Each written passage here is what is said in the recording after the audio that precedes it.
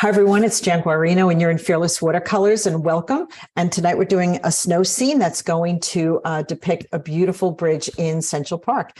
And we're going to be using some different techniques. I'm going to do a little warm up right now so that you could see the colors I'm going to use, and we're going to be using some special effects. Our paper is masked and ready to go. Let me switch cameras and show you what we are doing tonight. And so this is the photograph. It's a beautiful winter scene of, I think it's the Bow Bridge in Central Park. And you could see where I did do some masking. And what I want to point out about the masking is I feel that masking is super important to understand how to put it on. And you'll notice it's sort of giving us a chance to have some breaks and some opportunities for it to not just be a straight line, some breaks here with the foliage, with the snow sitting on it. And we'll be able to add more later on, some of the lights maybe through the building. What I find is that very often people will put on masking thinking, oh, I'll go back later and I'll, fix it. I do always feel that masking does need to be addressed even after you paint and you lift it off. But I would like to say this, that I think that it's really important to, when you're putting your masking on, that it looks good, that it looks almost like you put on paint, because in a way, by saving your whites, you really did, you are sort of painting. So I just wanted to say that there is a, sort of process that I think I'll look at it first. And if ever I'm not happy with the whole thing or part of it or whatever, I'll take it off with, the rubber cement pickup and I'll reapply it. So that's why I kind of like the idea of you guys taking your time when you put it on and making sure you're happy with what's on there before saying, okay, it's done. So just want to say a little bit about masking. These are the colors that I'm thinking of using tonight. We'll see as we go along, but I have my indigo and I have my moon glow and I have my raw sienna. Here's another version of it. And I think we should do that just before we just to get a little warmed up. And tonight we're going to be using our alcohol, not drinking alcohol, although you could definitely have that going on. And here that I just have a little bit in a little cup right here. And I want to show you that technique. And this requires a little bit of timing. So that's why I wanted to go through it with you. So I'm going to take my water with my gum arabic and just charge up my colors that I'm going to be using with a little bit of water and gum arabic. And gum arabic is what is in watercolors that makes them move. So it's a really good thing to replenish with rather than just water. Put that over there. So let's start with our indigo. And let's just do a section of indigo. Nice, deep, rich, dark indigo. Now there's a technique that I do that I really want you guys to sort of get down. Let me go closer.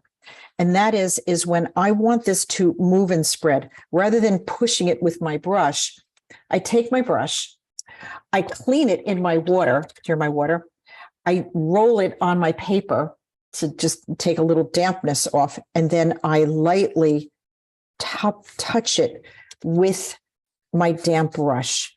And that's how you get a beautiful gradation. And now, of course, this area is wet as well as a nice soft edge to our indigo. Okay, let me go a little closer.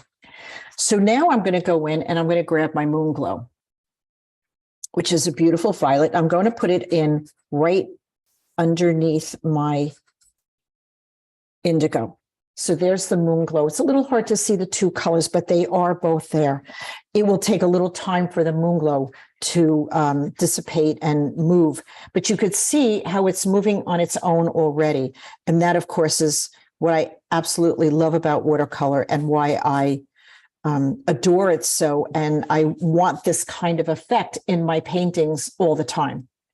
I'm going to clean my brush again. And now I'm going to go into my raw sienna and I'm going to add that in. And now what I'm going to do is tilt my paper the other way so that the two meet up. So now the indigo is on top, adding a little bit of water to have that meet up. And now you could start seeing some beautiful things happening with your colors, right? You could soften all your edges. This is a wonderful thing to just practice and have a little bit of warm up with. Nice soft edges.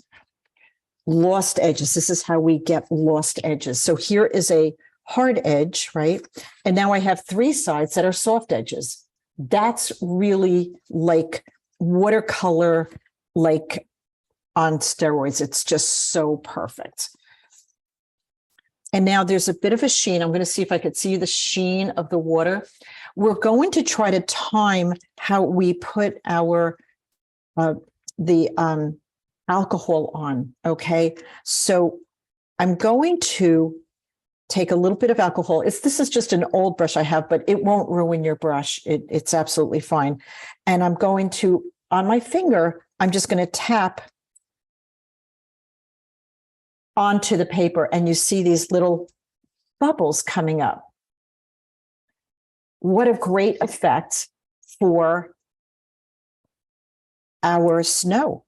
Now you could see that it's probably better in your indigo. It's not as good in your moon glow, and it's almost not present in your yellow, which is actually good information for us to know. We can also take our other brush. Don't mix your brushes up. So if you used one particular brush for your alcohol, you don't want to wet the brush because you don't want it to, you don't want the alcohol, sort of dissipating. You could recharge up if you want to go a little darker, very, very gently, add a little bit more moon glow. You could see it spreading. It's spreading and moving. And you could try a little bit more and see if the darkness, and it does, it gives you beautiful, great snowflakes. And if that doesn't look like what's going on our paper, right, on our photograph, that's like perfect. So that's a little bit of a warm up. And we could even just take it and hit it, like just instead of tapping it on your finger, you could just hit it with, straight down, and you'll get yet bigger snowflakes. So they could go as big or as small or as many or as few as you want. That is totally up to you. So just a little bit of a warm up. Of course, what's super important is our ability to soften our edges. I really, really, really love soft edges, and I embrace them all the time in my paintings. So we have a lot to do tonight. Now, keep your alcohol close by, because you can't do this when it's too dry. You have to do it when it's wet. As you could see, if you wait too much for it to dry, it won't have the same effect. So we have to do it in stages. So there's our colors right here. And this is what happens with alcohol when you splatter alcohol on. These are soft edges, and we just did all three of them right here. Very beautiful, wonderful things that watercolor does for us. And if you like, you can actually just take this and mark it down so you know your colors: indigo, moon glow, and raw sienna. And you can hold on to this and maybe put it in a little folder or something that has your, your winter scenes in it. And of course, this is with alcohol. Non-drinkable. So some fun things that you could practice and do. And hopefully everybody got some good results with that. So I wanted to do a little bit of a warm-up with you. And let's get started with our sky. Okay, so I'm going to turn this sideways, and I'm going to take a fairly big brush, and I'm going to take my indigo, and I'm going to, well, let me turn it this way. I'm sorry, I'm going to start up here.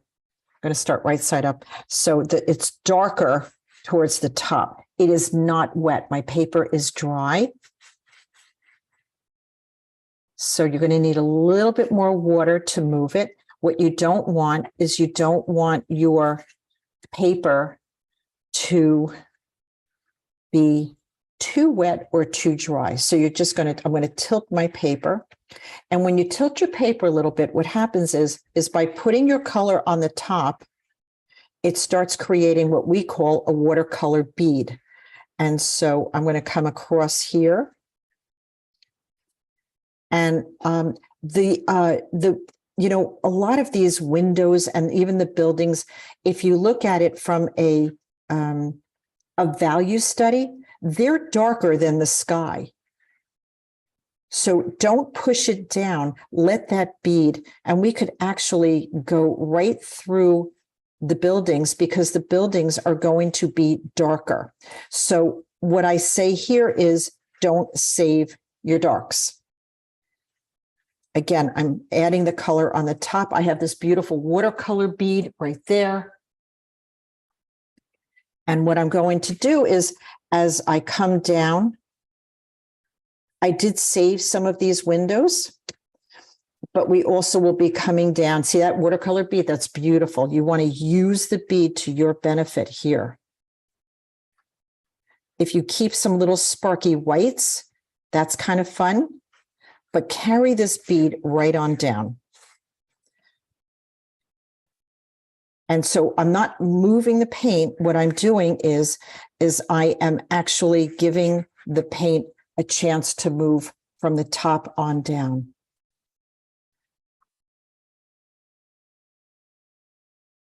And notice I'm going horizontal. I have some nice, fun little white, sparky whites. That's kind of fun too. And we can actually come right on down. I don't have a lot of water on my paper right now. The people are dark, and so I just really have water on my brush right now. It's really almost no color, and there's a reason for that. Okay. And again, I'm going to drop a little bit more indigo on the top. I'm tilting my paper, and I'm letting it cascade down.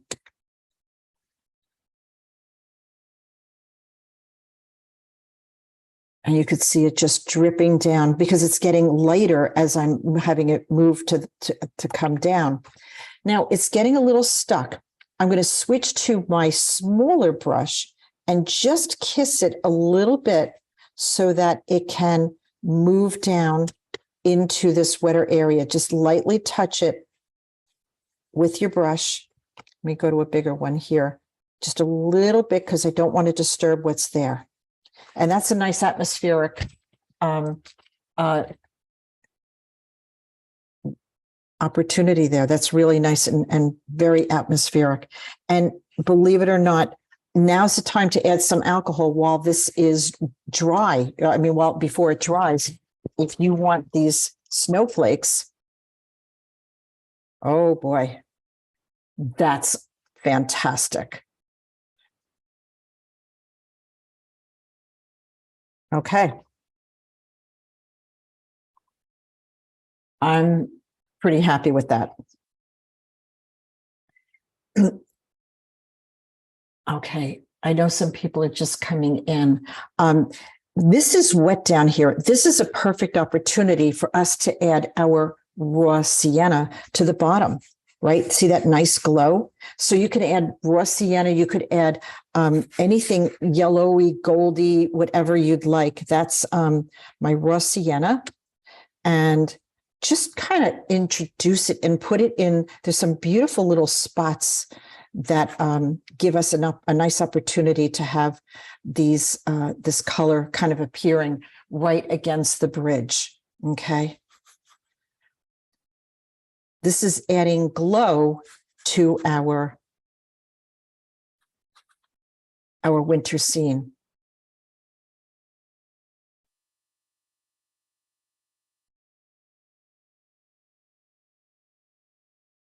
Now, if you don't have moon glow and you have the imperial purple, that's a good purple to use also. It's not quite as muted as our moon glow, but it's really, really good.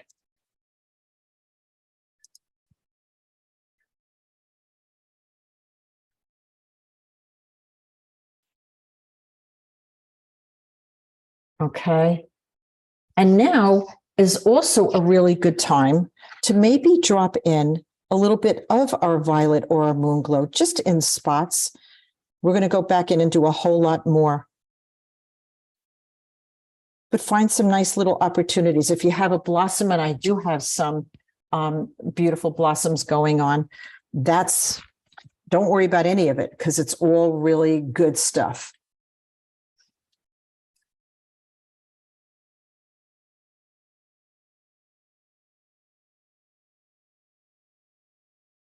A little bit of the bridge right there. Just using a number 10 to kind of start that conversation a little bit.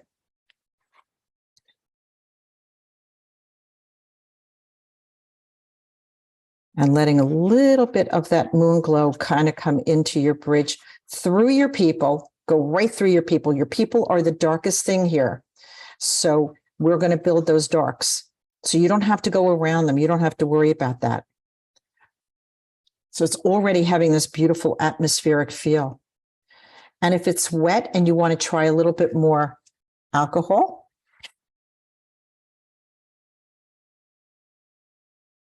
not showing up as much because I really don't have as much color on there. But I have some other techniques for you guys for all of that.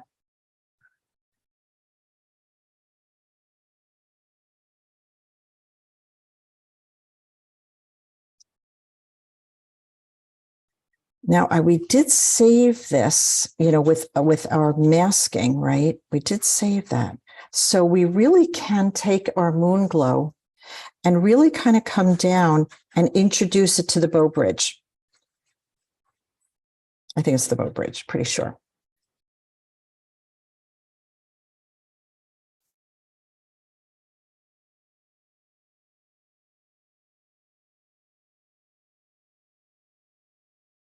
And when you're doing this, make sure you don't have any hard edges. Use your water as a means to giving yourself an opportunity to have soft edges everywhere. And of course, this is when we get to see just how happy we are with our masking later on. And I love that we could see this curve with the bridge and feather it off. No hard edges. This is all going to go darker anyway, but kind of like that idea of holding on to that a little bit. Use your water as a means to keeping yourself very fluid and super soft edges everywhere. Okay.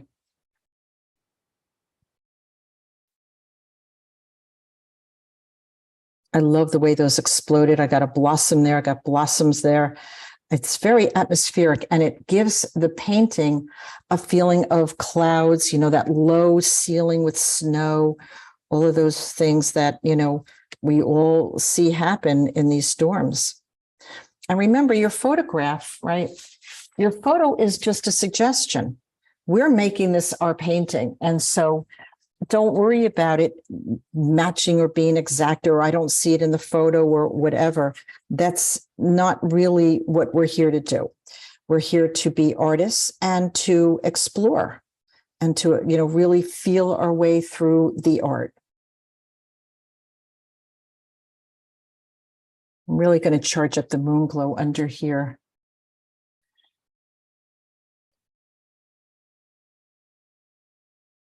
And I'm going to drop indigo into this also. This is all going to go super, super dark under here. I kind of like, this is just a personal thing. I like my right corner, my lower right corner, to go kind of on the lighter side, because I really love just having the paint and the image fade off right there, because that's where I put my signature. So, when I pick up these little tidbits of information from other classes, and I did hear that in a class one time. I loved that thought of it. So I wanted to, pass that on. That this corner, just the colors just softly break off and break away.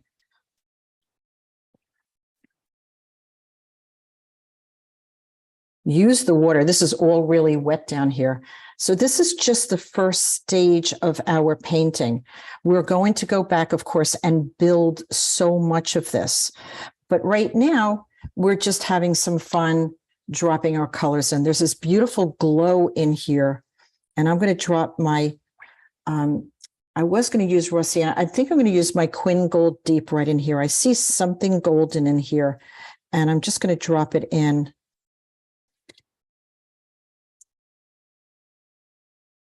I don't know quite what it is. Maybe it's the reflection of the water underneath. That's kind of special. I really like that.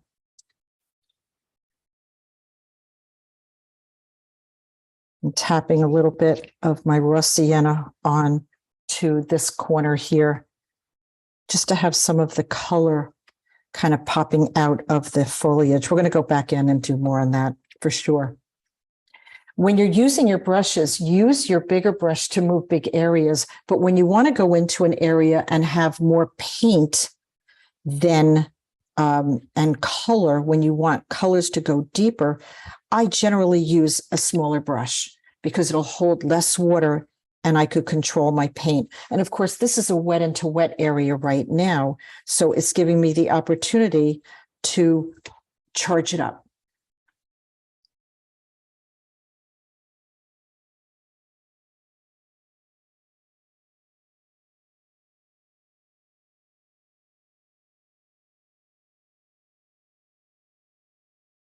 And this right in, yes.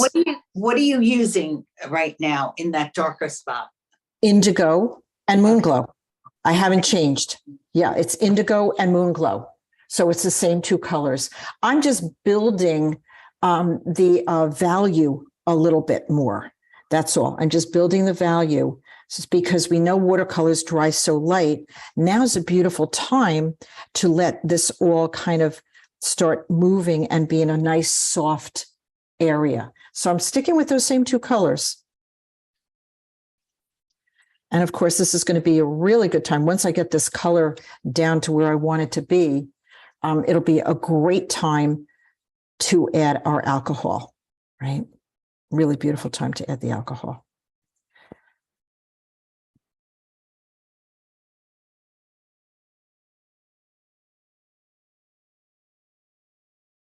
Of course, I'm waiting for my paper to come, so I'm on 140.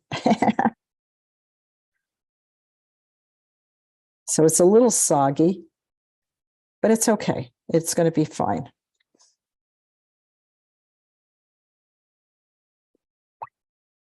Yep, so it's the same two colors, and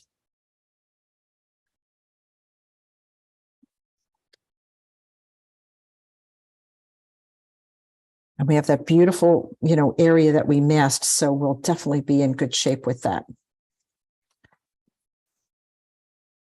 So I use the word, of course, it's the language that I use, that I charge these areas up that I want to go darker with a lot of color and not a lot of water.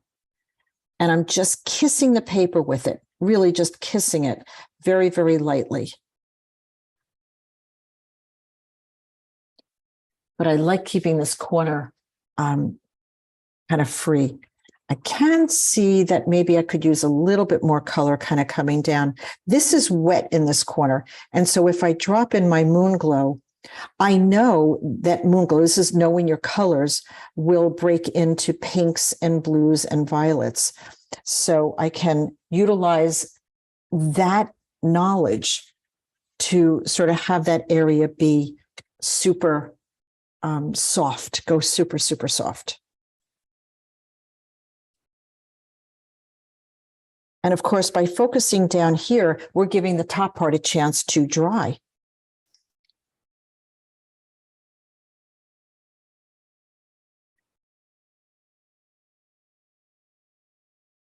And if you want to drop in a little bit of your Imperial Violet here and there, that'll kind of brighten this up a little bit if it's looking a little on the duller side.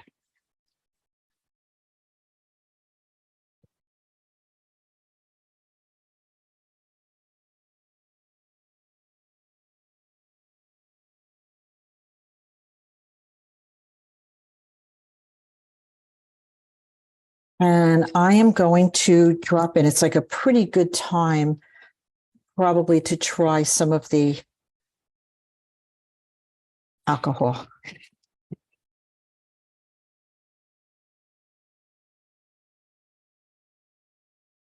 This is kind of a timing thing. If it's too wet, you could see they're disappearing, right?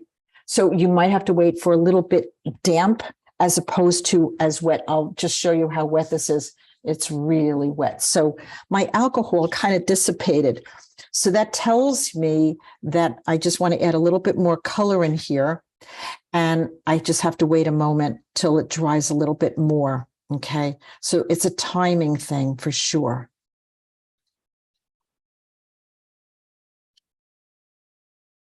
So I'm just adding a little bit more color underneath there. And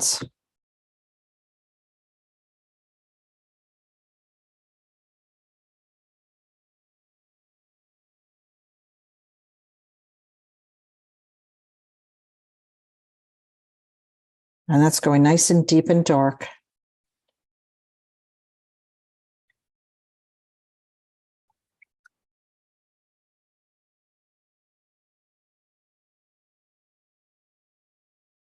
And I'm just going to wait a little bit to add my alcohol. And it's good because the top is dry now, which is great, which is exactly what I wanted to have happen.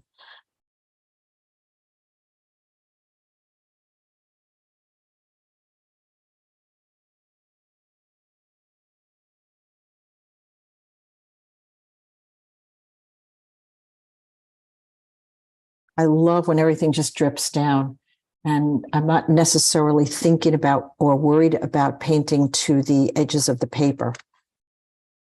That's just a personal decision, kind of my own style and approach to a painting. It is getting a little stuck where I have my masking, but that's okay because with a little bit of water, it's going to drip right through with a little bit of coaxing. And I'm just going to wait for that to dry a little bit more before I go in and attempt to add the alcohol again. And look at how beautiful this is. This is just the most beautiful soft edge here. That moon glow just breaks into beautiful pinks. It's just so pretty. What a great color.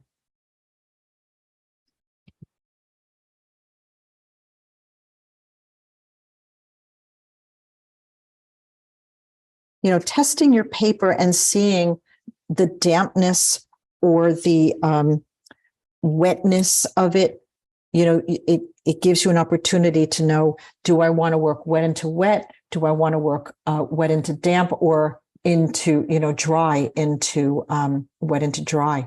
So that's just a really good thing to always kind of test your paper. If it feels cool to the touch, it probably still has a little bit of dampness in it.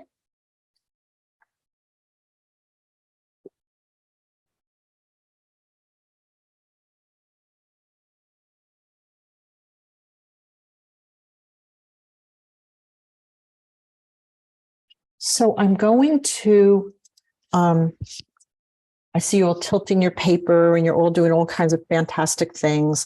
Let me talk to you about the buildings a little bit.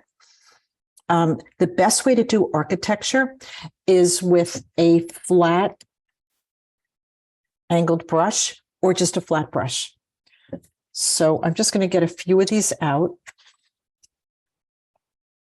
It doesn't even look like I have any flat. brushes are all angled, which is fine. Yeah, they're all angled, interestingly enough.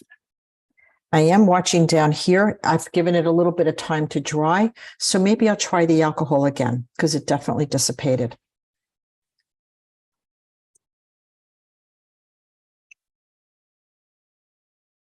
Better, I think. Yeah, it's going away a little fast. So maybe some will remain, and maybe I'll try it again in another moment or two. So in the meantime, I'm just looking for the right angled brushes to handle the architecture on the top here.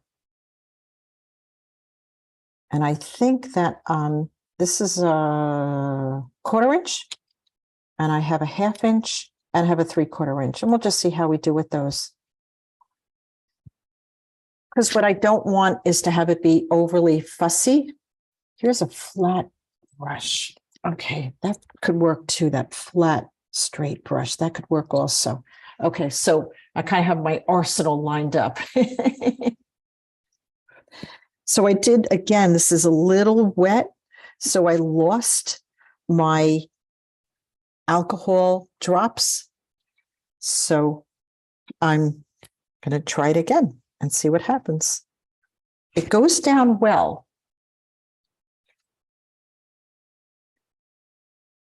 Now that it's a little bit drier.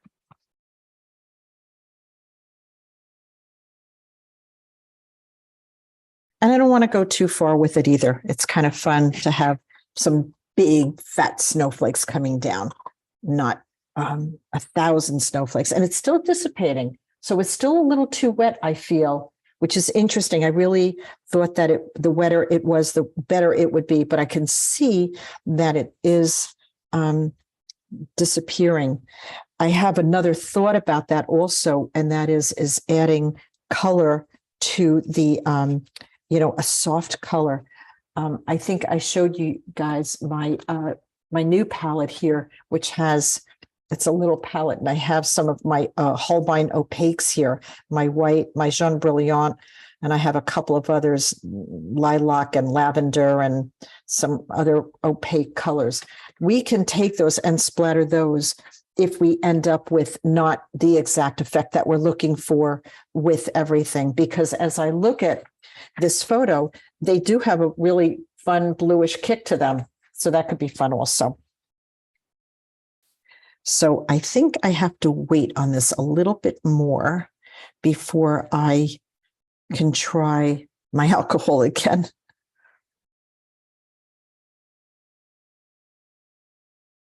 All right, I'm going to work on just getting my color. And I'm thinking moon glow for the buildings. And I'm just going to test it out.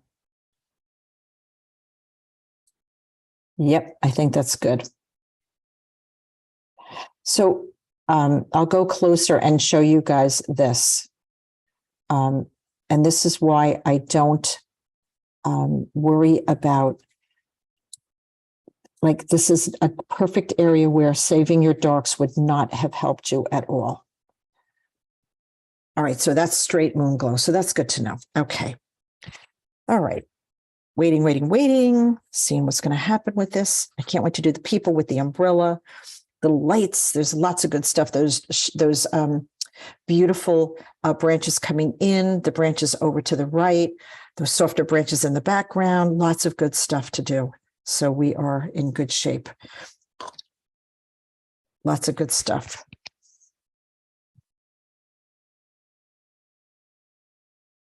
Okay, looks like I got a little dampness. It's not as wet. And it looks like I've got maybe some good. No, they're still dissipating. Okay, I don't know what's happening with you guys, but I still think it's maybe a little too wet, or too, you have to wait for it just to be a little damp, because I'll show you the sheen. It's still pretty wet. And this is part of watercolor, just that experiment and what happens and what isn't going to happen. And we don't know. And the possibilities are endless with watercolor. They really are.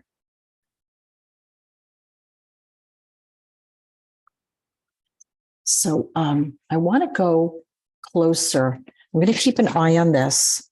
I want to go closer and show you the tops of the buildings. Okay, this is straight moon glow. I just have a little number 2 flat. You could use an angled if you have it. And I'm going to just start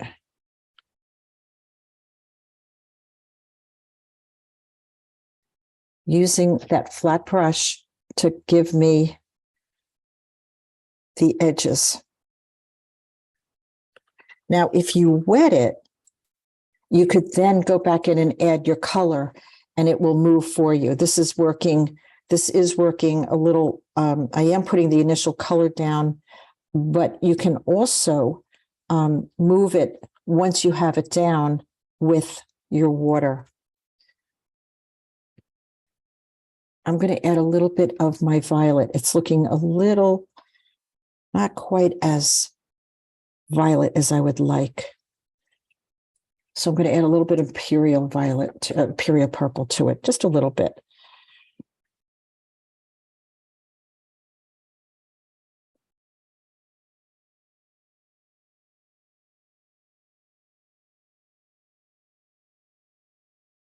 And as you come down, right,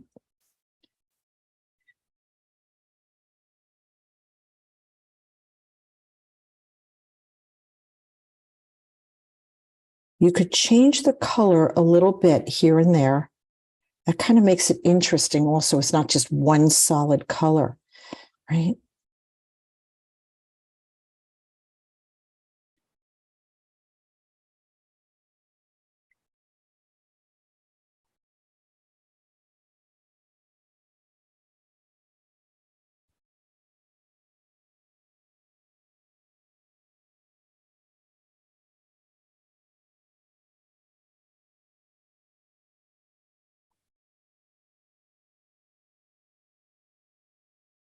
And you could also change the value of it a little bit as well.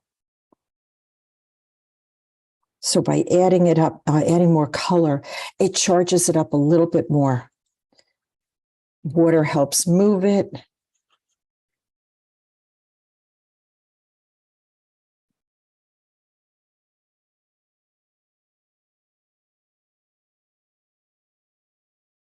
And then it kind of gets a little indescript as it goes behind the trees. So what I would like for you to do is just feather that down. Okay, just feather it down. Don't worry about too much color. If you want to add a little bit more color, I just don't want you to end up with a hard edge there. If you have water, you'll never end up with a hard edge. If you add water, it will always give you a nice soft edge.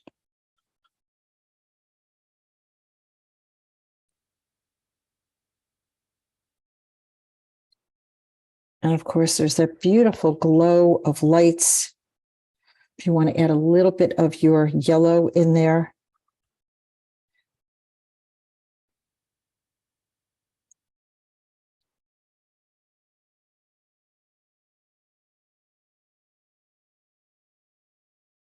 And just have this softly come down. Just use your water and to avoid any hard edges. The hard edges around the building, right? You don't need it on the bottom. We want this to go super soft.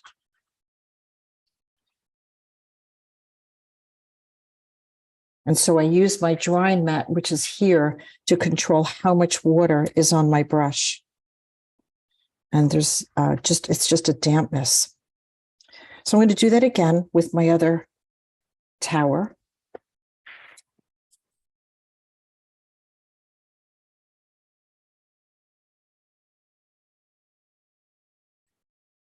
Before I do that, I'm going to test my damp spot down here.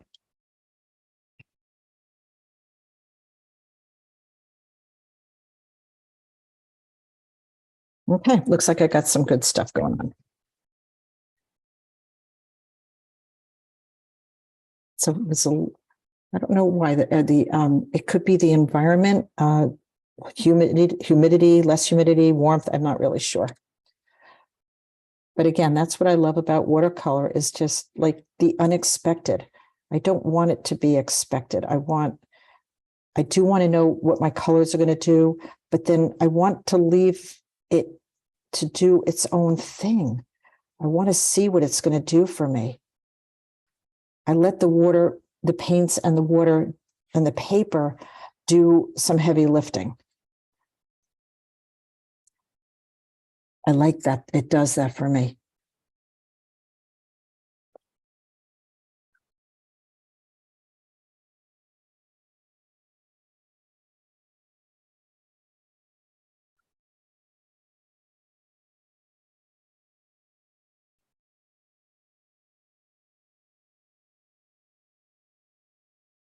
I don't want to do all the work. I want it to do work for me. I want it to work for me. And that is, to me, a really cool philosophy for watercolor, is letting it do the work. Just going to soften this so I don't end up with a hard edge there. Do have to keep your eye on these things. No question about it.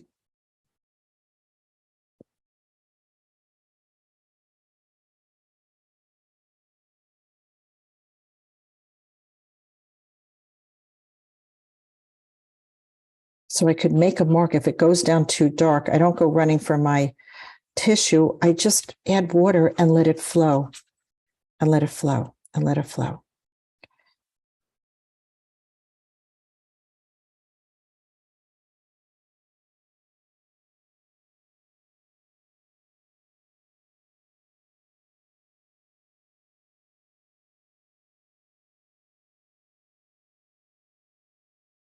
And as long as it's wet, you could charge it up with a little bit more color. That's kind of fun too.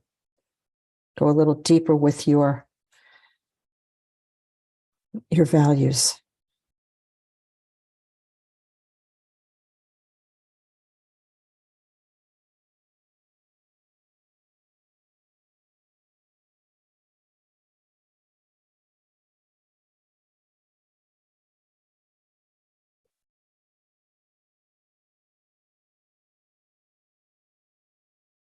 I like using the flat brushes for, these little architectural things that are going on. Generally, I use a round brush, but for architecture, it's really good to use some flat brushes.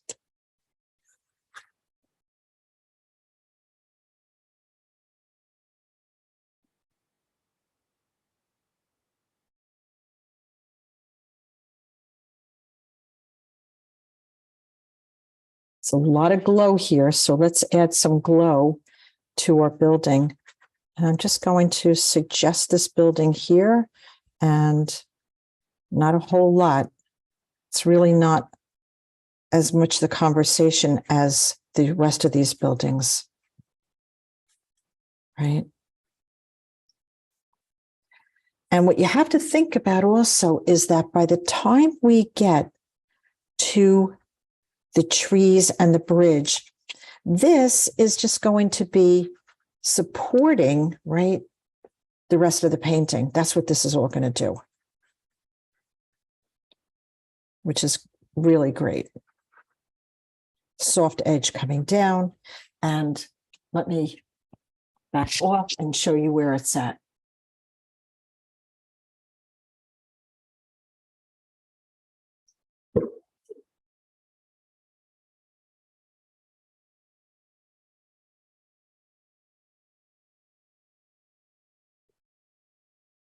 So you have a whole lot of opportunity here. Add a little bit more interest if you wanted to. It's wet, so things are going to blend and move around really freely. Now, remember, we're going to be doing the trees, and then we're doing the bridge, and then we're doing the foliage. So there's a lot more to put on top of this. So I feel that getting too tight here is not really going to serve the painting at all. It will just make it a very, it won't be as interpretive as I would like to see the work be. That's the way I kind of look at it. So, yeah. Just dropping a little bit of glow. Of course, there's white here because there's going to be masking. So there's even going to be some more.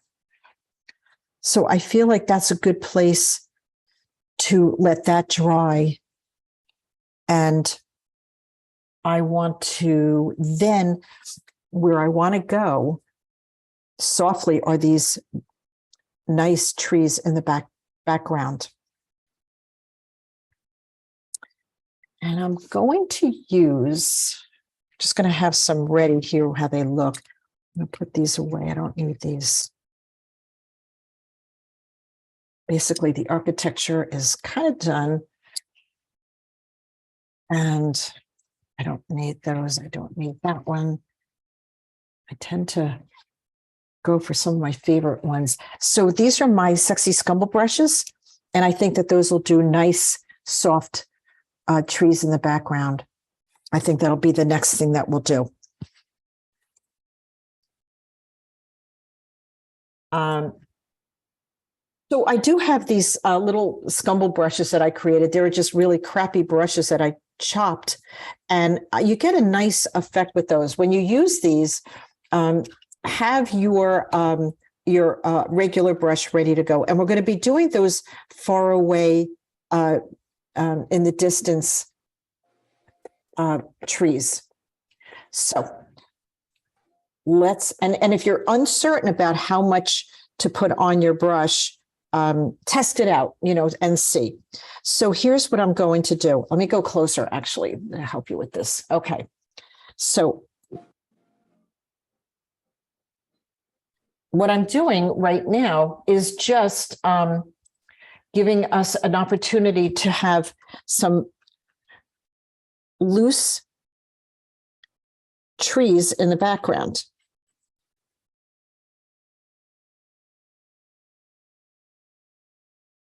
And the reason why I could do this and know with certainty how it's going to read is because I know it's going to be good. You can also take your brush and just with a little bit of water, find some lost edges. Please, please play with lost edges.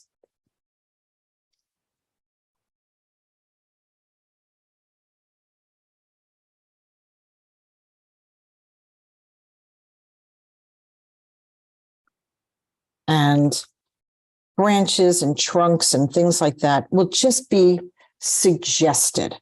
This is a very, I would say, calligraphic kind of marks. Now that's a little dark. So I'm just going to take a little bit of water and just soften them out a little bit. It just means I have more paint on my brush than I really need to have to be doing these. And again, imagine that the people will be going very dark. So you do not have to worry about painting around them. That is not necessary. And if you want to take your rigger and have that a little bit ready to go so you can add some trunks, you can do that. Okay, definitely some tree branches.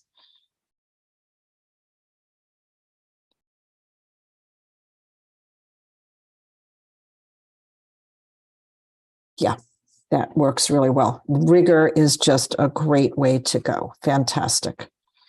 So let's go back to the Scumble brush, our Sexy Scumble brush. If anybody doesn't know what that is, I have a video on my website on how to cut an old crappy brush, probably a sable brush that you spent a whole lot of money on and isn't working for you anymore. And you don't know what to do with it because it's really not happening. And you could turn it into a Sexy Scumble brush very, very easily.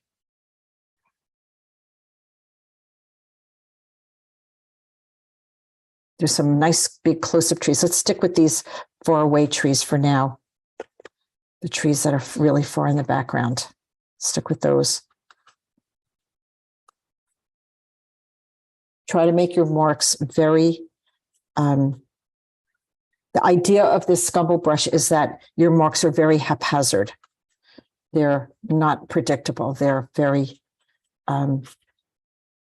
scratchy.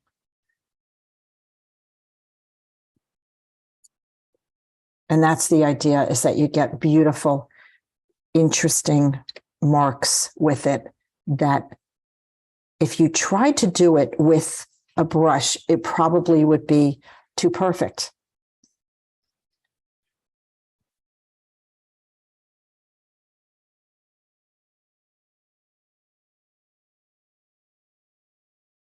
Now I have my rigger, and I'm going to start with some of these other, that tree right in the middle there.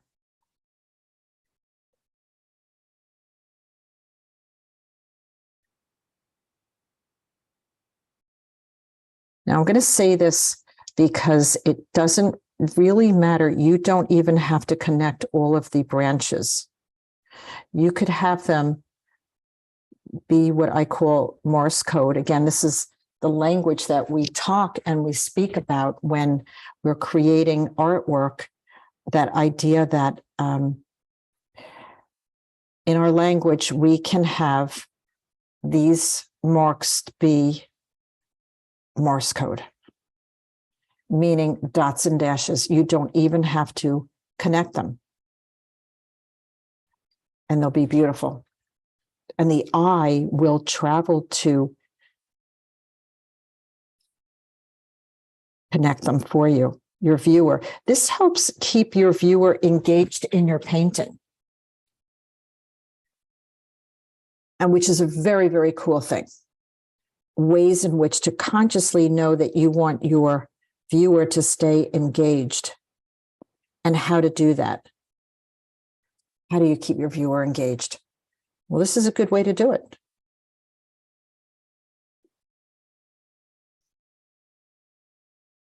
Leaving something for them to explore and move around your painting and discover, and that's all really, really beautiful things. Now you notice I'm getting kind of dark here, which is good value. That's good value. I really like that. And so go beyond your buildings and into your sky, and keep this tree really. So if I back out, you'll see that now we're building our darks. You can't keep your building, your tree within the building. That would not be realistic.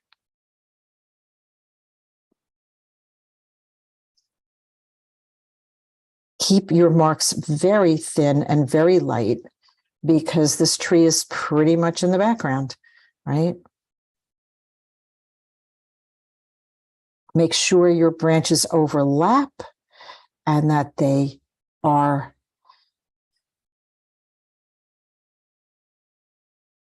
have that appearance of just, what you might see. Trees don't stay contained and say, oh, they're not going over this tree. You want it to definitely have that feeling of over each other.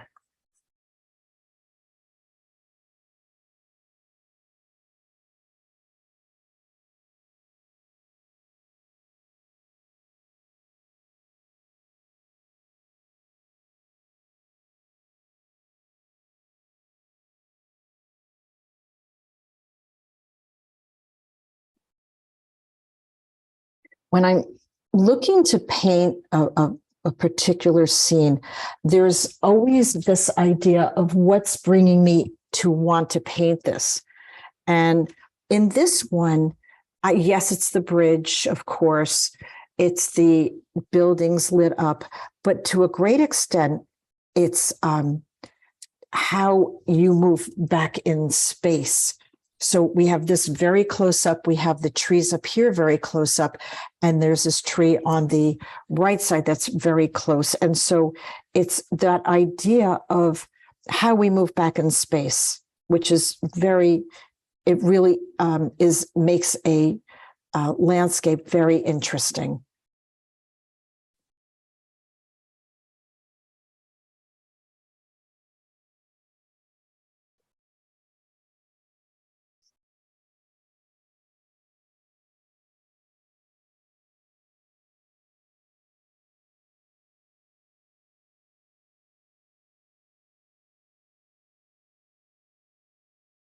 And I don't always draw out my tree. I may just indicate how far the trees may go, but I'd rather paint the trees than draw them because it's so much fun to paint them, right? It's really what I like to say, and you guys have heard me say it before,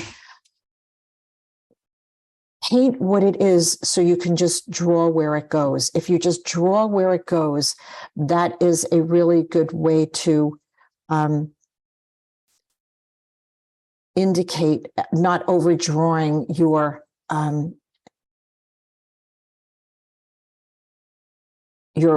source, your drawing, what you're going to paint.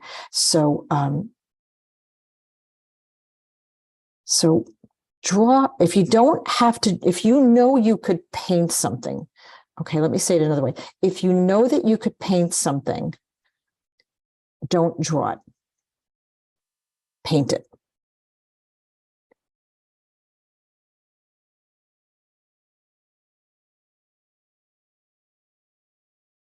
I'm going to hit this one a little bit with my dot sprayer just to interrupt some of those marks. Oh yeah. My little dot sprayer makes me very happy. It just gives me an opportunity for those marks to just spread on their own and find a little area of water that spreads it and gives me a soft edge.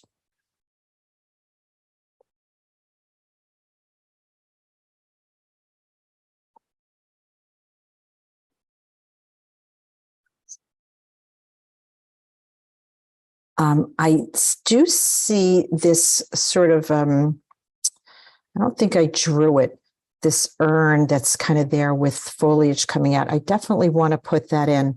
I think we could draw that. And of course, our branches on the top are going to be done the same way.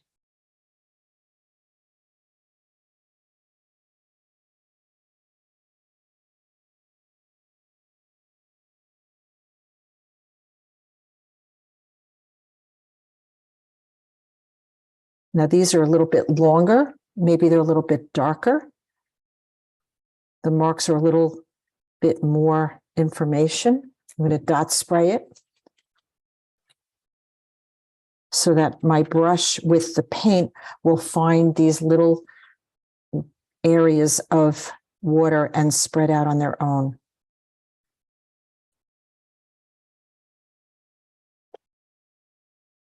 You could do this in your moon glow. You could do this in your indigo.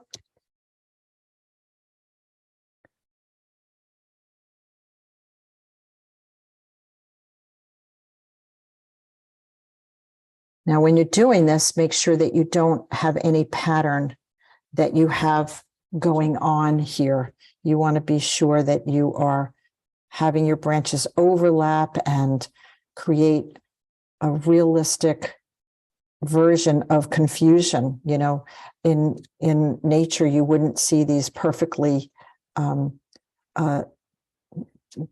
separated. You would see them overlapping. So refer to your photo to help you with something like that, like to see the confusion, to see the things that are going on, to see that no pattern is really happening here.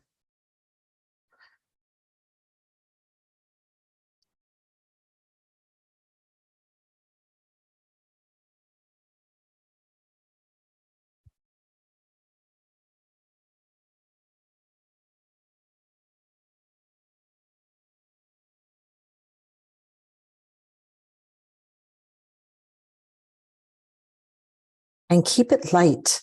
I'm really on the very tip of my rigger.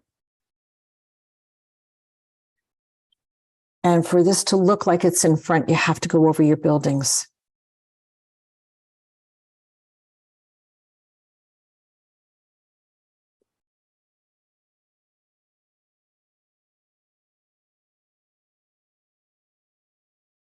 So don't avoid your buildings, go over your buildings.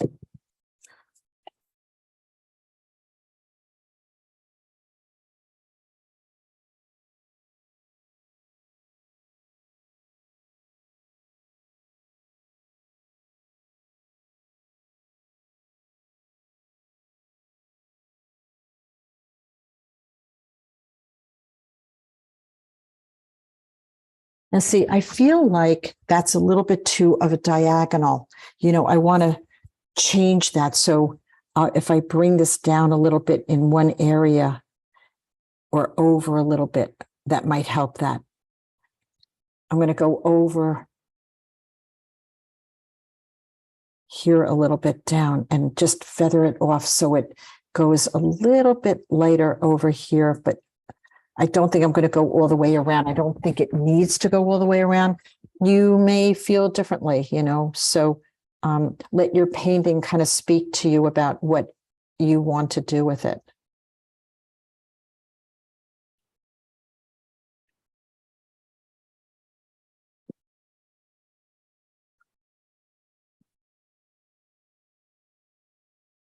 And you could really have a lot of fun in there.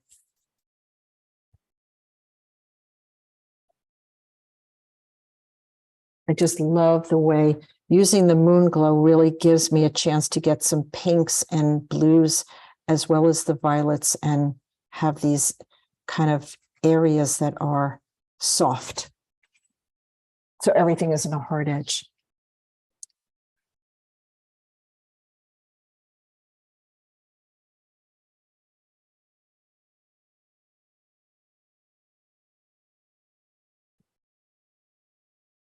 Okay, maybe a little bit more here.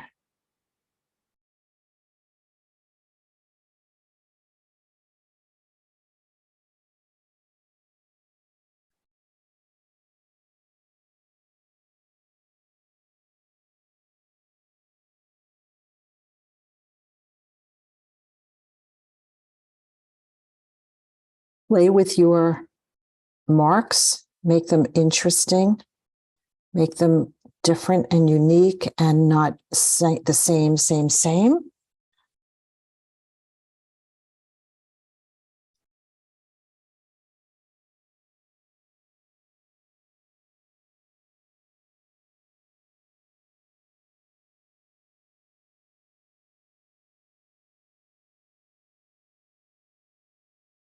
Okay.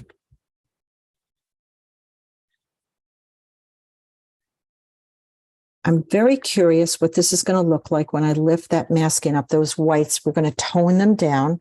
Right now it's a little wet there, so I don't want to touch that. So I want to keep moving around the painting. Where I want to go is this urn that's right here. I think that's really nice, a nice dark.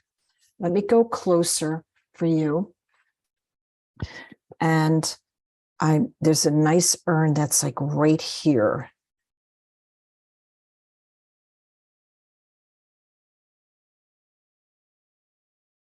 And that's kind of the floppy.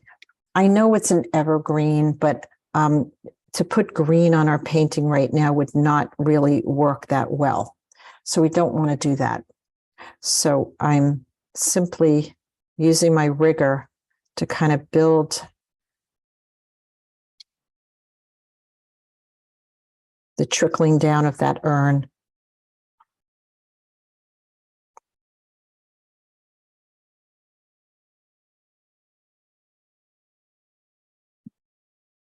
And I didn't draw it, and I guess I could have, but I see where it is, and I know what I want to do with it.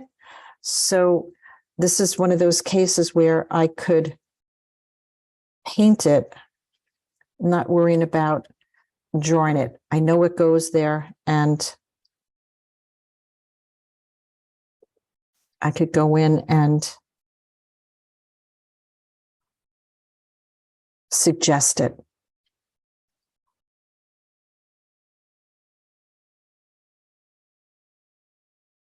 Right, looks like an urn.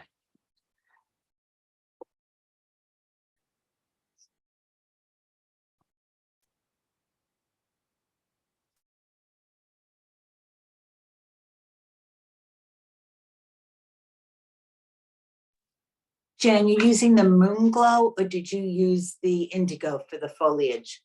I used moon glow. Okay, thank you. Yeah, I'm sticking with the moon glow. It seems to be giving me, moon glow is one of those great colors that if we could have it be a very dark value, and it really only breaks into the other colors when we move it into water, right? So if we're not moving it into water, into a wet area, it will stay a pretty dark, rich color.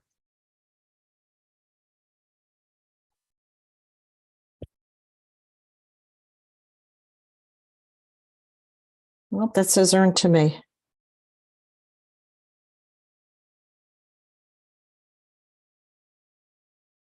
And there's another one over here. It helps if you move around your painting and not stay in one spot. It really does give you a better feel for your painting to be a little bit cohesive and integrated and not pieced.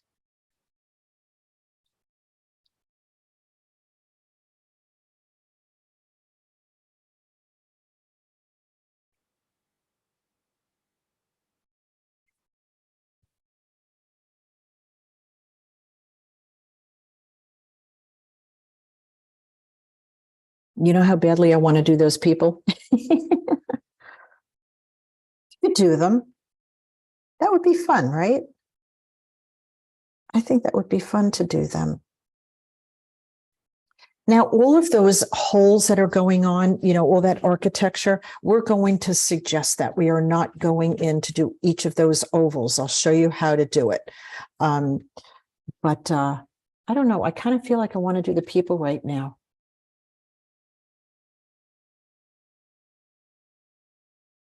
Here's the umbrella.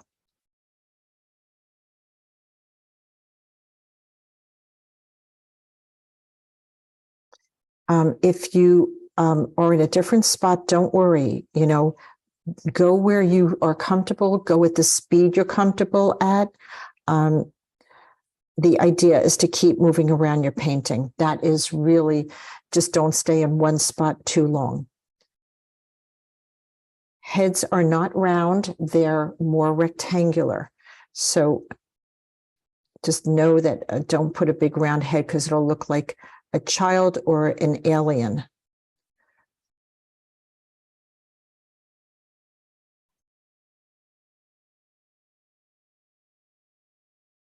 Children have round heads, aliens have round heads. People have rectangular heads, and you're better off trying to make them smaller than you think. It will be a better proportion.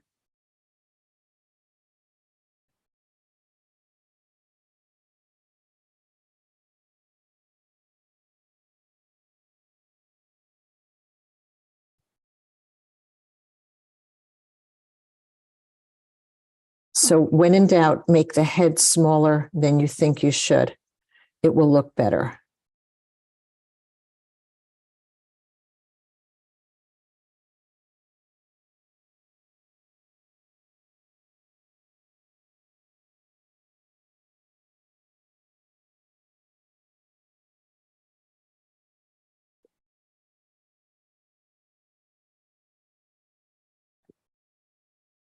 We have people.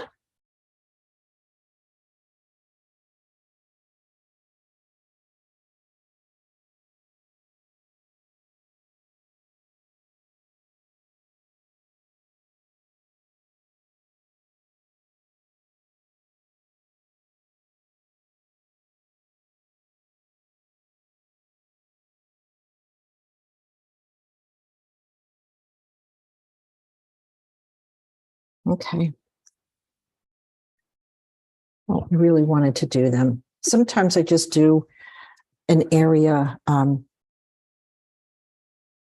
that I want to, just because it makes me happy to move around the painting and to not wait on an area and save it for later. I don't know. I can't explain it.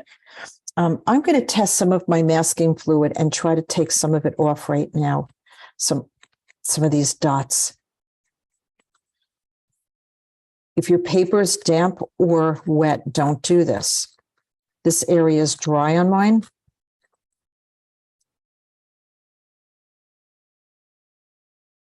Sometimes people say with the PBO masking fluid, it's this beautiful light blue.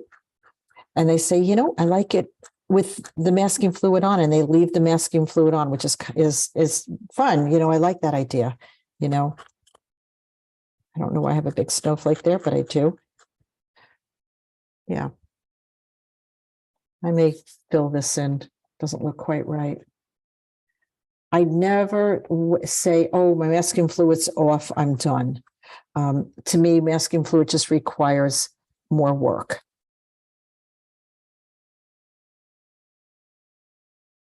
After you've taken it off, there's more work to be done. And one of the interesting parts of masking fluid is that you can get better the more you use it, of liking the marks that you make.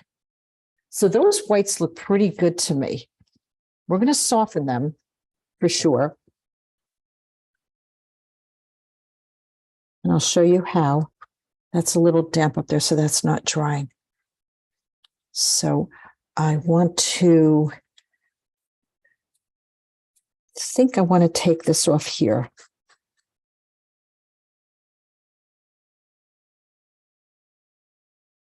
Yeah.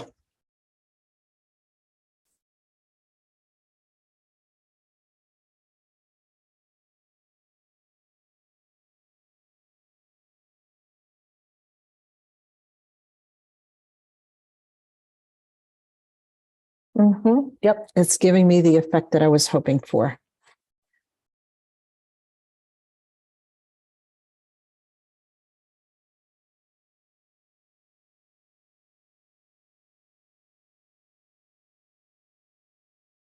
Probably we should lift this off down here. Before we get to that, what I want to do is just build the bridge a little bit more. I took the masking off because I really don't mind building this a little bit and saving that white a little bit more if I have to. So what I'm going to do is just build the bridge a little bit more, the darkness right in there. That's, if you're uncertain, don't take your masking fluid off, but I was pretty good. I was pretty sure that I could do that accurately and not worry about losing that white.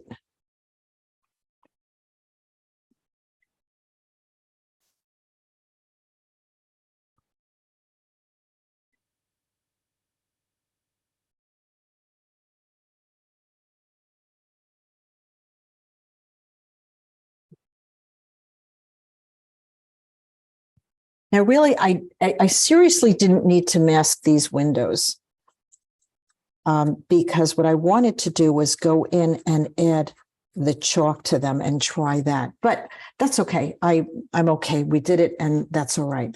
So I have this chalk that I got. It's soft pastel. I have a pinky white. I have a white, and I have a yellowy white. So I'm just... Now you can add more with this also. Let me go closer. So what it's really doing is just softening my white a little bit. And you could actually add a couple of more little windows if you wanted to as well. And so the reason for this, I want to try the yellow one. The reason for this is because, gee, that's so similar to the raw sienna Jaune Brilliant, is because it gives us an opportunity to soften the white and add some more marks at the same time. Like so. Like so.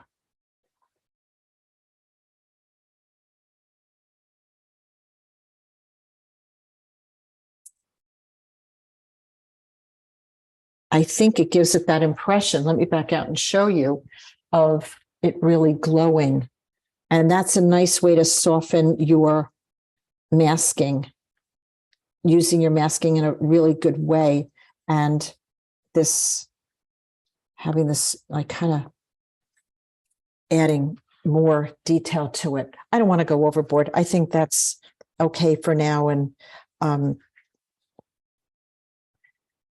this is getting dry. I do want to dry this. I'm going to move around a little bit because I want to add the a little bit. I want to suggest the architecture. I do not want to paint all of those holes. Okay, definitely not interested in doing that. And I'm just going to try to find the right brush. This is a small, fine, probably like a 0 brush. And let me show you what I'm thinking of doing. You know, I have these ideas. So what I did was with the drawing was I was showing myself where I want the architecture to be, how far away it is here from each other and how it gets closer together and smaller as it moves down. So those were the marks that I gave myself. I'm doing this in Moonglow.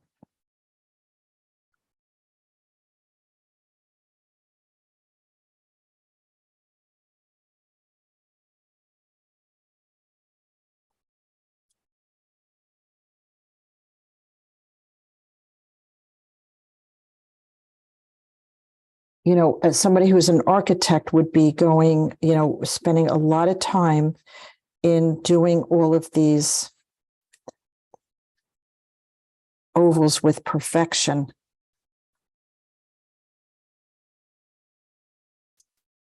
That is certainly not what I'm wanting to do. Not by a long shot. But I know a lot of you is like, a lot of you wonder, how is she going to do this? How, you know, how am I going to approach the architecture and whatnot? And for me, it's about suggesting it. It's just about a suggestion. That's what it is. That's sort of the railing.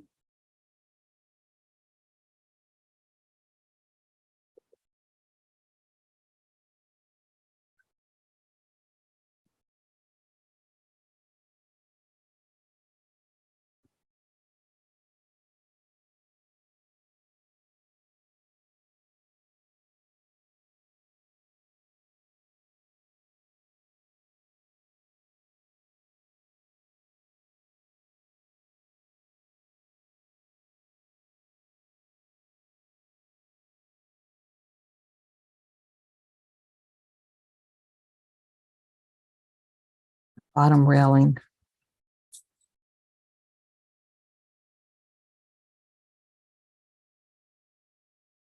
This Moonglow.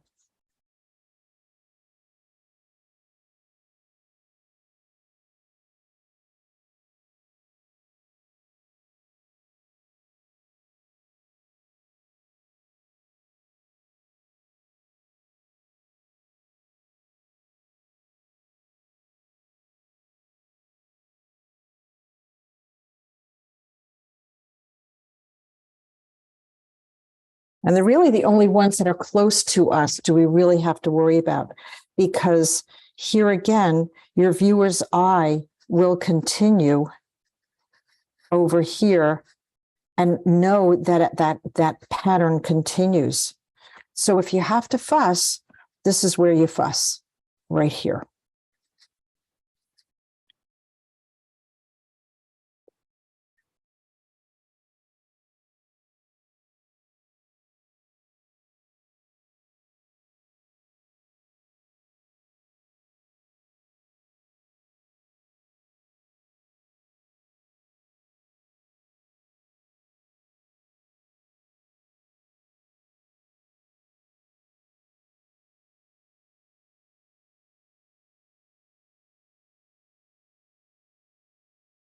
That's where you fuss. And there's a nice dark ridge under here. Certainly easy to hold on to your whites here, even if you lifted your masking, which I did.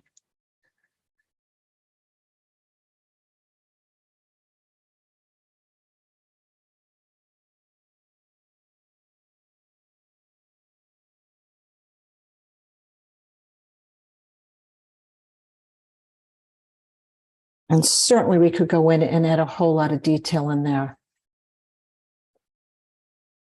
And I'll show you how. Just let this dry a little bit.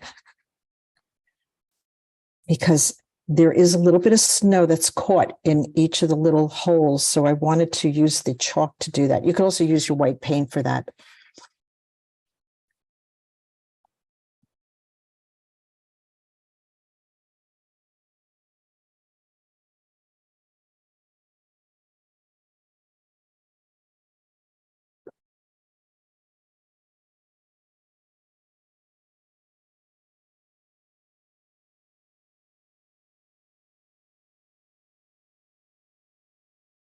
So really all I needed to know was the distance between these architectural patterns to be able to depict it.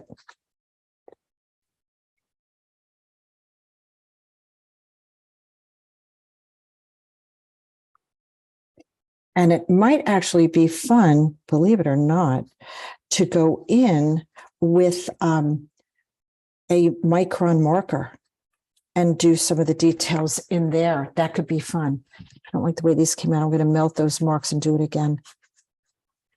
Just melt the marks. If you're not happy with what you did, just melt the mark and come back into it.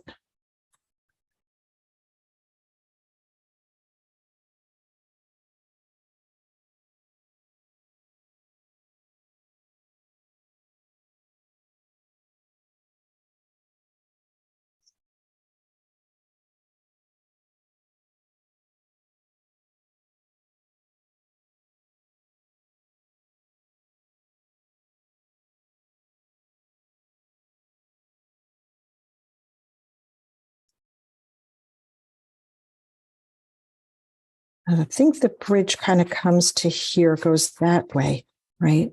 So I want to build that. That's why I didn't lift the masking off over here yet. I think it goes that way. Hard edge on one side, soft edge on the other.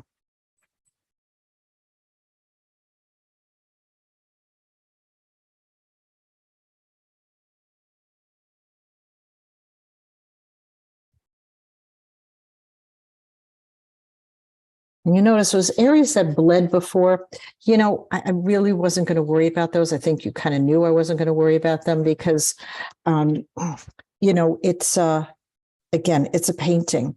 We have the photo. So we really don't need to have our photograph or painting be depict everything. Leave something to the viewer. Just want to soften this right in here. A little bit of water. Perfect. Yeah. We should just name this painting Moonglow.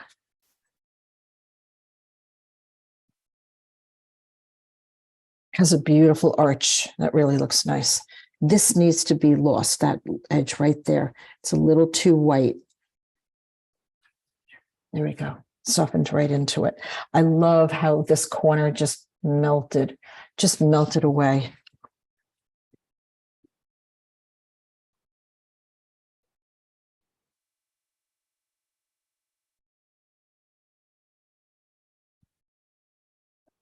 A little bit of masking here.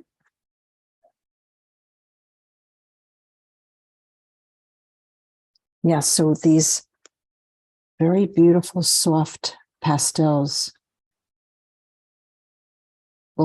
is helping with that glow. But we really got the glow before. We really, really did.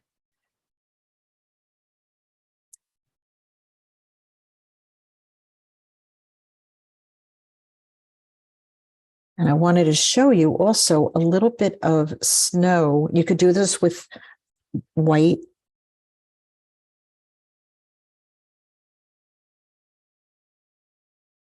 Paint.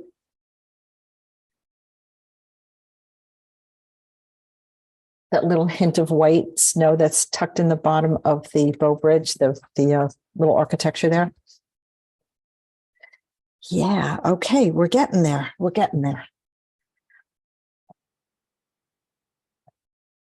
I can start lifting the masking here. Here I cannot, but I'm going to start lifting it over here because I really want to see sort of what's going on.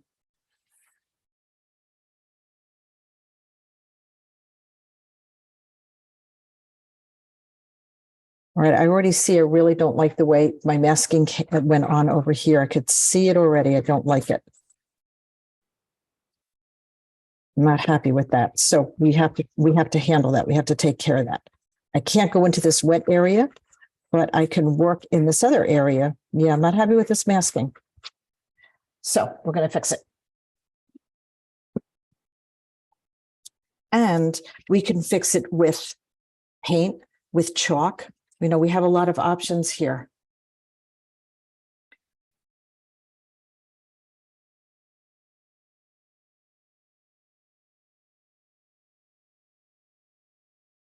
Now I'm using, this is kind of like grass here. So I was thinking it might be fun to use a little bit of raw sienna. Raw sienna is very opaque. So it will actually, let me go closer and show you what's going on here. Okay, so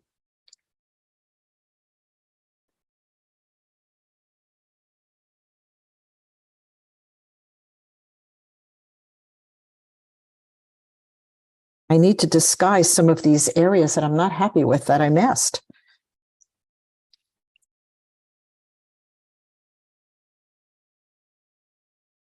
A little bit of moon glow too.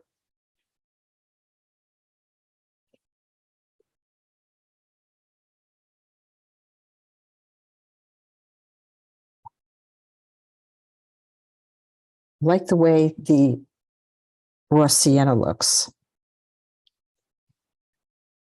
I like that.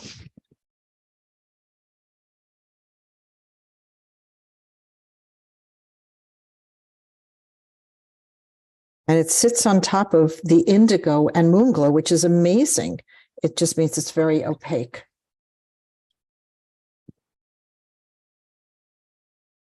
I want to try something else. I want to try some of my chalk and see how that looks also. And that looks amazing too. And of course, that's skipping a little bit. So you could see the skip that's happening as it's on top of the paper. It's capturing the texture of the paper and it's sitting on it really nicely. So yet another tool in your tool chest of things that you can use in your paintings.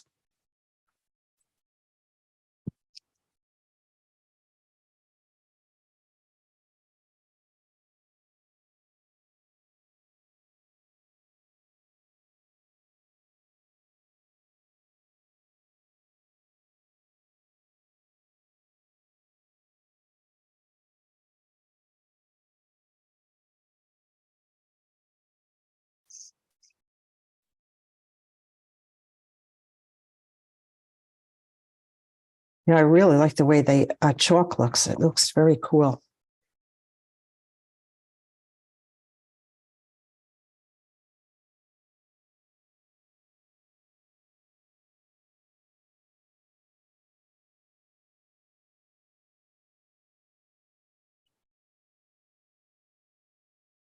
And it feels like they're laden with, with snow, right? If you wanted to use a little bit of your white,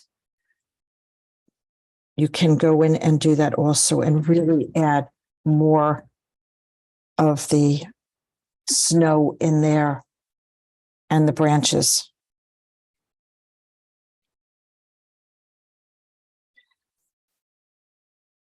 Yep. That's all working.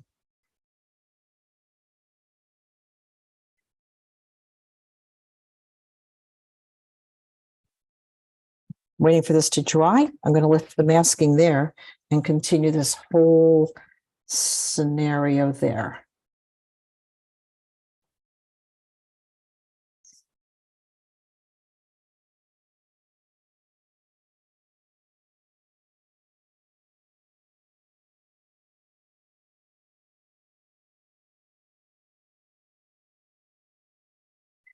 Take your marks and make sure they go off the edge of the paper. If you have, don't end it inside. Otherwise, I mean, if they end inside, it's not the worst thing. You could always have it be that it is cropped, you know.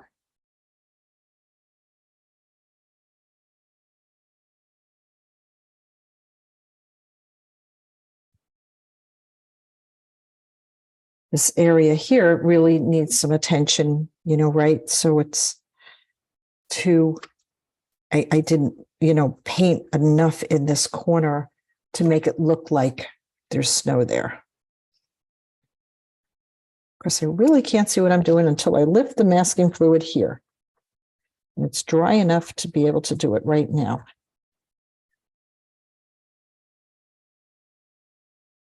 It kind of won't come off if your paper is too damp. So if it doesn't come off, just give it another minute, work in another area, and you could go back to it. It'll come off then.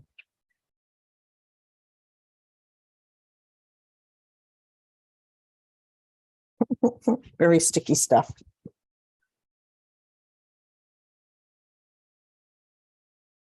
So I would just say that, you know, love your masking as much as you possibly could. And then if you're unhappy, there's all kinds of ways to really build what you masked.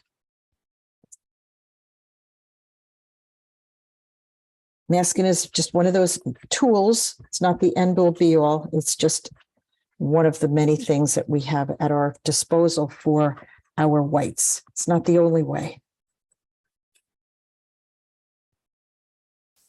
Okay. Actually, I'm not that unhappy with that.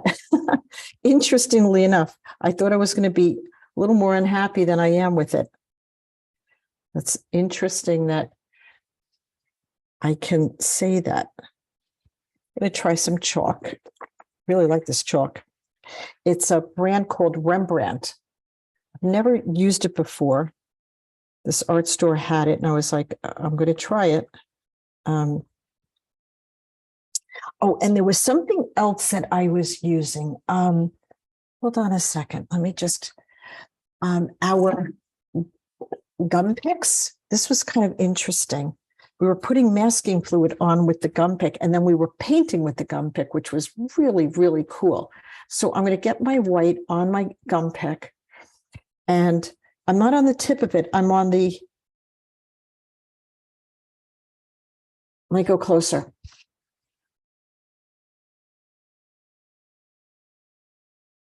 It kind of has these ripples and edges, and it gives me a very interesting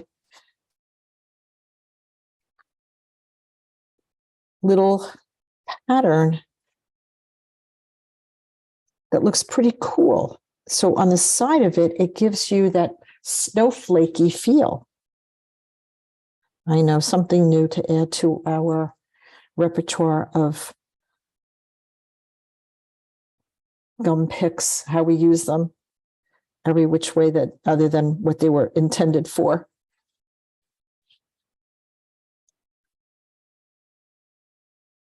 But we applied the masking this way, and it really gave us some beautiful marks. And then we started painting with it, and again, it gave us some really beautiful marks. So, yet something else to play around with.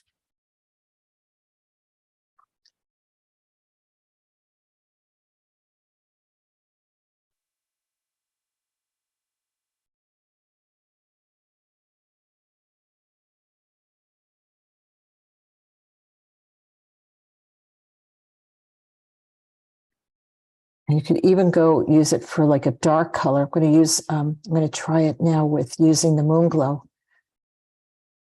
If you're not up to this, don't worry. You're going to get there.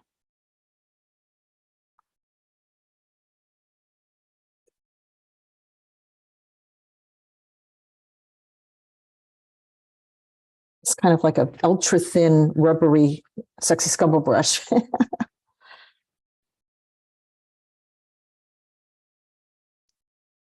So forth and so on. I am ready to do one more thing to this painting. And I didn't really get all the snow effects that I wanted. I got some great ones up here. I don't think it's showing up that well on the camera, but I did get some great effects up on the top. I'm going to do something else that's going to give me some major snowflakes. So I'm going into my light blue right here.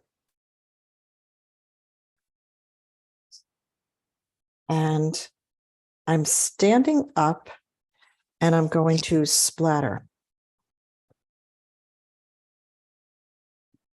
Of course, I'm getting it everywhere, but I really like it. I'm always happy when I splatter. I don't know. I have a splatter problem. I really love it where it's showing up. Yeah, I really like that. There we go. Jan, I don't have the photograph in front of me, but what is that white curved line under the far end of the bridge? That is the bridge. But below the bridge, to the right of where you left off with the weeds and the snow. Yeah. Oh, that is part of the bridge? Yeah, it's a very curly bridge. I think what it is, it's the angle of the bridge, Kay, that they photograph this because it's here and it wraps around and ends somewhere there. I mean, I'm leaving something to the imagination of the viewer, but yeah, that is the end of the bridge. That is the end of the bridge. It's like kind of curling around. Yeah, I think it is. Okay. Maybe we could just darken it a little bit so it isn't quite as To me, it was so distracting. yeah, I get it. I understand exactly what you're saying. It didn't bother me, but I'm disturbing it a little bit too much right now. But yeah, there's ways to kind of soften that a little bit if that's what's bothering you, you know. But that is the way the Bow Bridge was photographed, for sure. All right, thank you. Yeah, oh, you're welcome. You're welcome. Yeah, just kind of softening it a little bit. But that, I think it's just the angle that it was photographed at. I could definitely see some more work in here. I could also see something interesting that I would like to do. I don't have my mat board here. I have to buy a mat.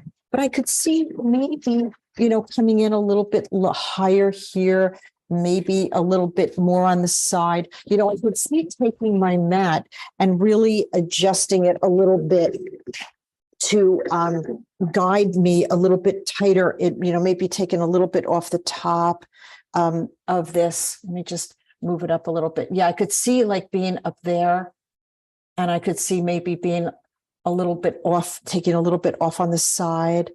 I never really worry about whether or not I have my precise composition, because with a mat board, you can always adjust that.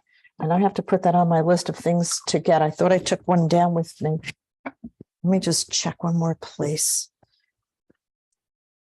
Yeah, I forgot my mat board. Now I know how you guys will feel. So if I just take paper, right? So I'll just take paper. So I could see, areas that I'm not needing. I could see taking a little bit off the top. Hold on. Right? A little bit off the top and over here. It's so much easier with a mat board, right? I could see coming in a little bit over here. and maybe a little bit off the bottom. And I think that makes maybe a stronger composition. And it's not that the photograph didn't have a strong composition. It was just, you know, how I handled the areas that I was painting, right? I feel like maybe this is just a tad busier than I would like. Maybe I could go in and, you know, soften some of these marks. I like the ones over here a lot. You know, maybe that's where's my paper again? Maybe that is my composition. I'm not stuck with what I have just because I painted it. Maybe my strongest composition is here, here. That's really nice. I think that's my strong composition right there. So the reason why I'm doing this is because it's maybe just more than I needed. Maybe I don't need all this down here. Maybe I just need a hint of it to tell the story. So that's just really important, I think, for you to know that not every painting necessarily has to be framed, matted and framed with the edges that you gave it, right? And then again, sometimes I need to just see it fresh in, you know, on a wall away from it, and to see what I'm happy and what needs work on it. There's all so many variables with all of that, you know, give us. And as I'm looking at it, I think, you know, maybe it's just fine, maybe a little off the bottom and finish a little bit more in here, right? Finish a little bit more in here, maybe take a little bit off the top. Yep, I think that is going to be what I do when I frame it. I really like it. So, yep, I could see definitely more work in here. I like where it's going. My masking got a little sloppy. I think I could fix a lot of that by just adding, with my rigger, going in and adding a little bit more marks, or with the chalk. The chalk was great. But I love this raw sienna because it just sits right on top of the other colors. I love that. Yeah, I could definitely see going in and building that up a little bit more.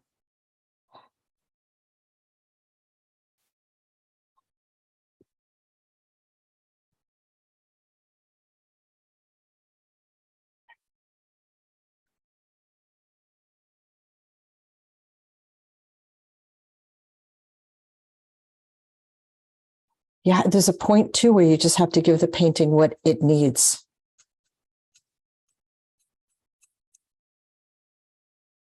There's some kind of glowy reflection under here that I really like.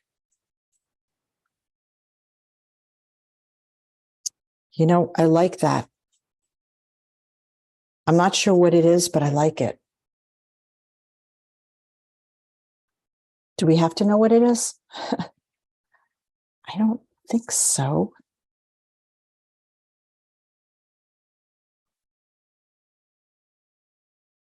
Something about that really speaks to me. I could also see going in, I want to finish these, the details there, right? I want to do a little bit more there. And I could also see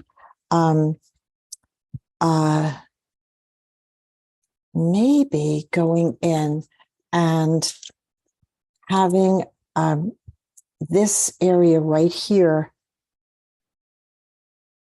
right there.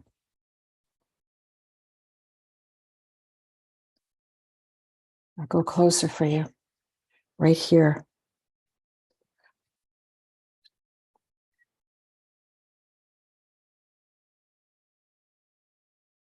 A nice lost edge.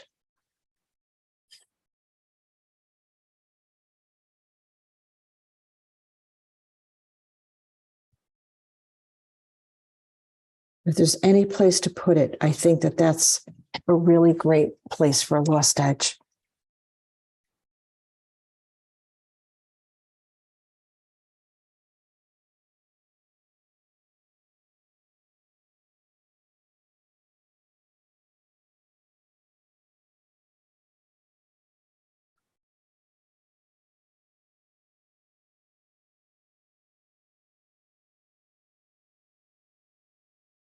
Now it looks a little blobby as close up as it is, but I'm going to back out of it and take a look at it more from a distance as the overall and see how that really is beginning to work. Somehow it's connecting things a little bit more. I could see adding some more of maybe trees right here. Perhaps.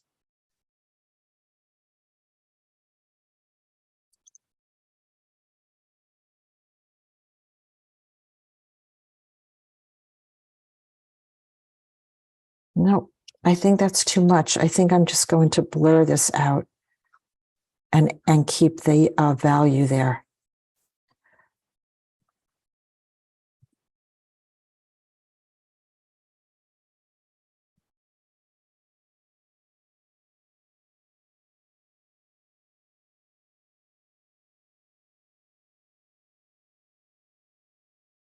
Okay, I'm adding a little bit of glow by the people. Maybe that's a little obvious, but I think it works.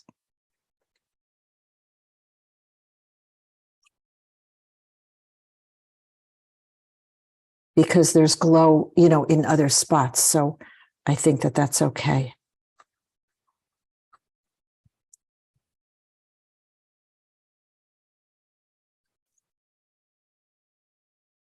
Yeah. Somehow adding this here and that there just really tied it a lot together for me. And I could really see losing a little bit of this edge here, unless I work on it some more, and a little bit off the top.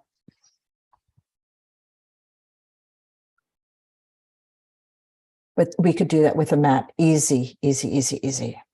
All right. Sure. So it was a very ambitious painting, but great work, guys. I really see such fabulous stuff going on. So I really hope that you had a good time. This is Jan Guarino, and you're in Fearless Watercolors, and I'll see you next time. Bye now.